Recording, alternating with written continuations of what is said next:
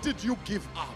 What made you to quit? Today, I want you to remember and go back to where you fell and pick up that baton.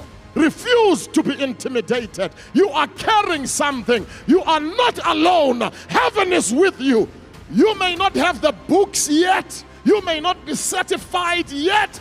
But if Jesus is in your heart, if you know you are from heaven, hey, there is still opportunity that lies ahead for you. We preached through COVID. When they were saying close the churches, and we said what churches will close, we were told preach in season and out of season. Why? When you are called into it, to fail at Dabin, it's an I must. People with an I must attitude, they influence generations after them.